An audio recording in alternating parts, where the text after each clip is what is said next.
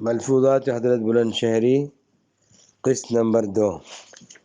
بسم اللہ الرحمن الرحیم، نحمدہ ونصلی ونسلم علی رسولہ الکریم وعلی آلہ الطیبین الطاہرین المبارکین وعلی صحابتہ اجمعین، اما بعد۔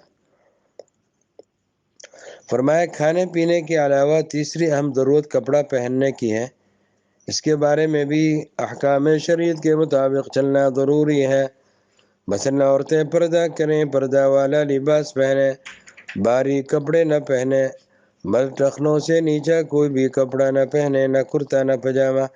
حدیث شریف میں ارشاد ہے ما اسفل من الکعبین فی النار، رواہ البخاری۔ جو کپڑا ٹخنوں سے نیچا ہوگا وہ دوزخ میں لے جانے والا ہے۔ آج کل ٹخنوں سے نیچے کپڑا پہننے کا مرض بہت عام ہے۔ دیکھو حدیث شریف میں کس قدر وعید شدید ہے۔ اس سب کے باوجود عموماً لوگوں میں ٹخنے سے نیچے پہننے کا رواج ہے۔ اس میں مخیلہ یعنی اتراؤ پن ہے اور اس میں عزت سمجھتے ہیں، اور لوگوں کی اس بات سے ڈرتے ہیں کہ یہ شخص ایسا ہے کہ اس کے ٹخنے بھی ڈھکے ہوئے نہیں۔ لوگوں کا مزاج یہ بن گیا ہے کہ انسانوں کی خواہش کے مطابق چلنا چاہتے ہیں، نہ احکام اسلامیہ کی پرواہ کرتے ہیں، نہ آخرت کے دن کی پیش آنے والی مشکلات اور آداب کی اور وعیدوں کا خیال کرتے ہیں۔ کہتے ہیں کہ ہم مسلمان ہیں، لیکن ان کی مسلمانی ایسی چالو قسم کی ہے۔ فرمایا شاید کوئی شخص یوں کہے کہ جب مال ہم نے کمایا ہے تو ہمارا مال ہے، ہم جیسا چاہیں خرچ کریں، جسم بھی ہمارا ہے، جیسے چاہیں اور جو چاہیں کھائیں پئیں اور پہنیں۔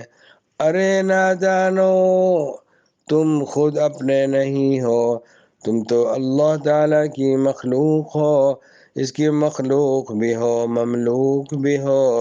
جو خالق و مالک ہے اسے ہر طرح اختیار ہے اپنی مخلوق کو جو چیز استعمال کرنے اور جس طرح استعمال کرنے کی اجازت دے۔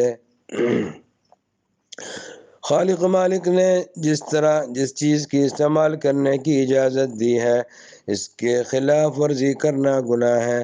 مال کمانے کی قوت بھی اللہ تعالیٰ نے دی ہے، آنکھیں بھی دی ہیں، ہاتھ پاؤں بھی دیے ہیں، ہوش گوش سے بھی نوازا ہے، لہذا اسی کے حکم کے مطابق چلنا لازم ہے، اسی کے حکم کے مطابق زندگی گزارنا لازم ہے۔ دیکھو دنیا میں ماں باپ بچوں کو کھلاتے ہیں پلاتے ہیں، اگر کوئی بچہ نافرمانی کرے تو اسے کہتے ہیں ہم نے تجھے اسی دن کے لیے پالا تھا۔ جب ماں باپ کی نافرمانی بری بات ہے تو جو مالک حقیقی ہے اس کی نافرمانی کتنی غلط ہوگی، کتنی بری ہوگی۔ وَمَا يَتَذَكَّرُ إِلَّا مَن يُنِيبُ۔